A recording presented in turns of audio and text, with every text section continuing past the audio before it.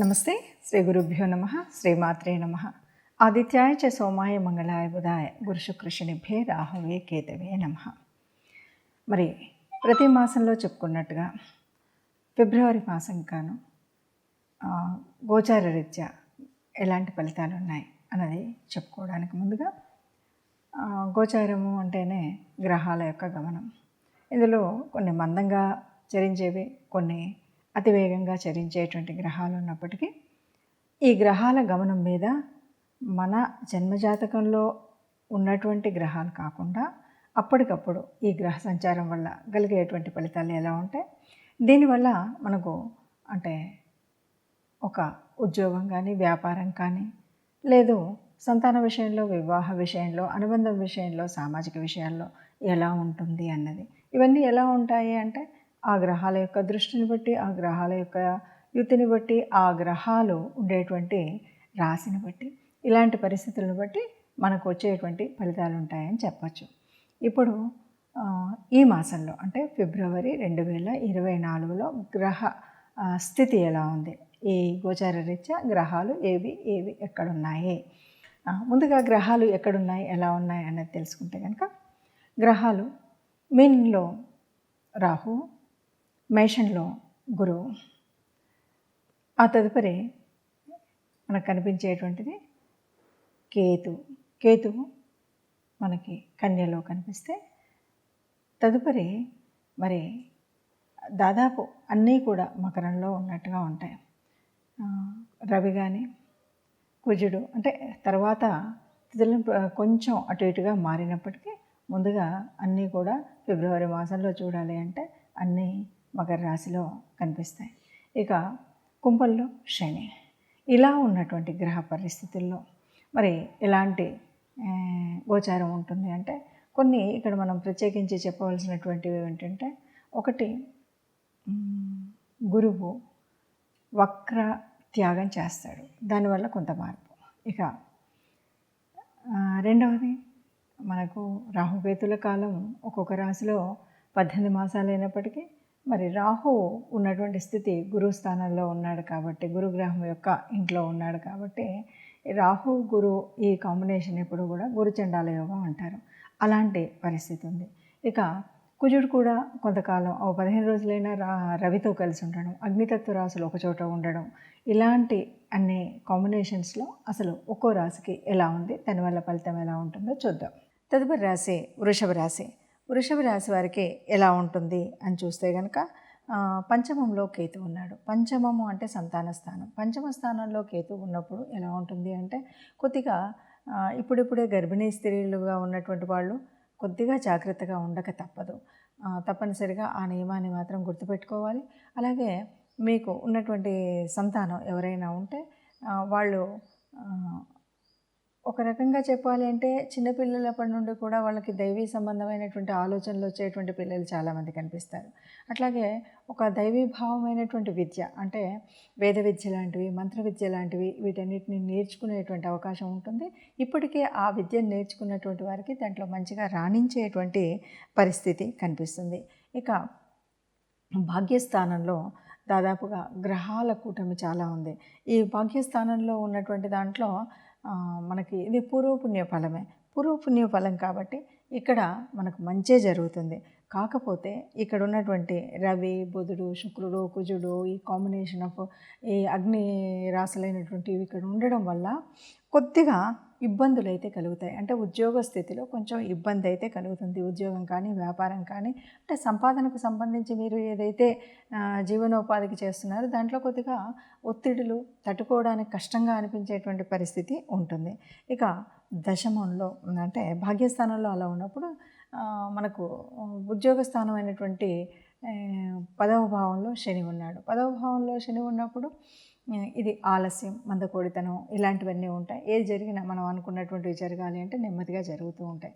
అయితే ఎవరైతే కొద్దిగా కొన్ని ఉద్యోగాల్లో ఉన్నవాళ్ళు చాలా అంటే ఐరన్కి సంబంధించినటువంటి ఇండస్ట్రీస్లో చేసేటువంటి వాళ్ళు కానీ, ఆయిల్కి సంబంధించినటువంటి ఫీల్డ్స్లో చేసేటువంటి వాళ్ళు కానీ, లేదు ఏదైనా శానిటరీ డివిజన్కి చెందినటువంటి వాటిలో పనిచేసే వాళ్ళందరికీ కూడా చాలా బాగుంటుంది అని చెప్పొచ్చు. ఇక 11లో రాహు ఉన్నాడు. రాహు ఉన్నాడు కాబట్టి ఇది లక్, అదృష్టం. ఈ అదృష్టం ఎలా ఉంటుంది ఏంటి అంటే రాహు స్థితిని బట్టి, మిగతా గ్రహాల స్థితిని బట్టి ఉంటుంది. అయితే మనం ఆశించింది అంతగా అనిపించకపోవచ్చు. కాకపోతే ఎవరైతే రాజకీయ రంగంలో ఇంకా ఏదైనా ఆర్టిస్టిక్ ఫీల్డ్లో ఉన్నటువంటి వారికి బాగుంటుంది అని చెప్పొచ్చు. మొత్తంగా చెప్పాలి అంటే వృషభ రాశికి మిశ్రమ ఫలితాలు ఉంటాయి. కొన్ని బాగుంటాయి, బాగున్నటువంటి పరిస్థితుల్లో కూడా అంటే భాగ్యస్థానంలో ఎక్కువగా రాసులు ఉండడం ఒకటి, తర్వాత ఉద్యోగ స్థానంలో శని ఉండడం, వీటి అదృష్ట స్థానంలో రాహు ఉన్నాడు. ఇలాంటి పరిస్థితుల్లో కొంచెం కష్టపడి ఏదైనా సరే తప్పకుండా చెయ్యాలి అనేటువంటి మొండి పట్టుదల ఉన్నప్పుడు ముందుకు వెళ్ళేటువంటి పరిస్థితి ఉంటుంది అని చెప్పచ్చు. ఎందుకు అంటే మనకి ఇది గోచార రీత్యా మాత్రమే మనం చెప్పుకునేటువంటి పరిస్థితి.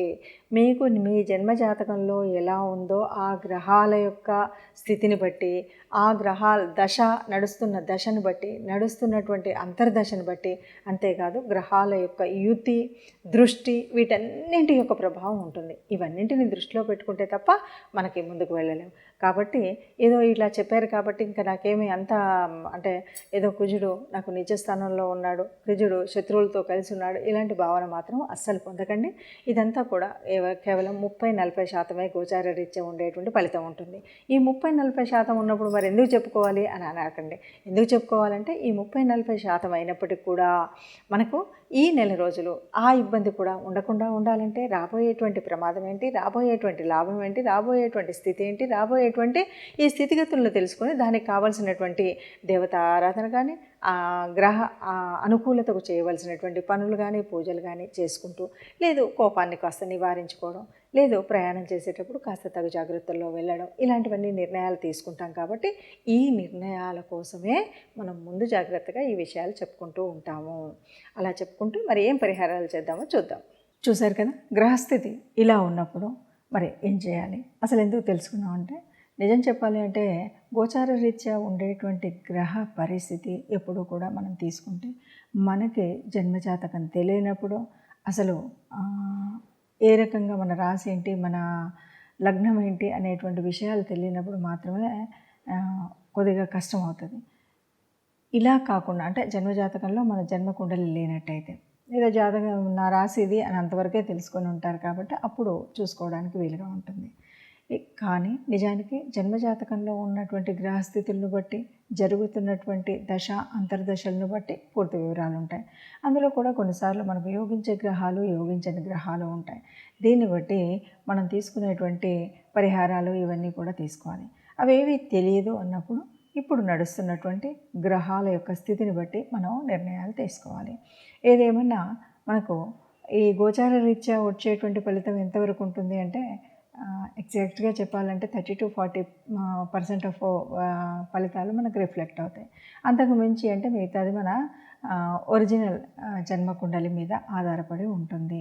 మరి ఇలా ఉన్నప్పుడు ఏం చేయాలి అంటే తప్పనిసరిగా ఇందులో కూడా మనం తీసుకోవాల్సినటువంటి నిర్ణయాలు తీసుకోక తప్పదు. ఎందుకంటే కొంచెం గోచార రీత్యా వచ్చినటువంటి మార్పుల వల్ల జరిగేటువంటి కొంచెం చెడునైనా తట్టుకోకుండా మనం హాయిగా ఆనందంగా ఉండాలంటే తప్పనిసరిగా కొంత పరిహారం, గ్రహ పరిహారం కానీ, లేదు దేవత అనుగ్రహం పొందడం కోసం దేవతారాధన కానీ చేయడం అనేది మర్చిపోకుండా ఉండాలి.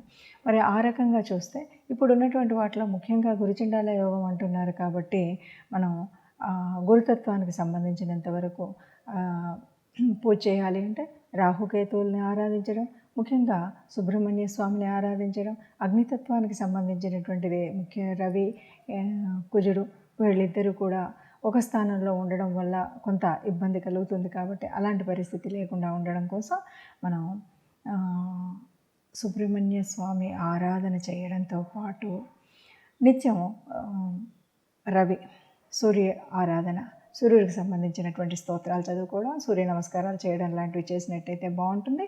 దీనికి తోడు ఇష్టదేవత ఆరాధనని మర్చిపోకుండా చేయడం. ఇది మనకు దాదాపుగా ఏ కష్టం కూడా లేకుండా కష్టాలను నివారించేటువంటి స్థితి మనకు కనిపిస్తుంది.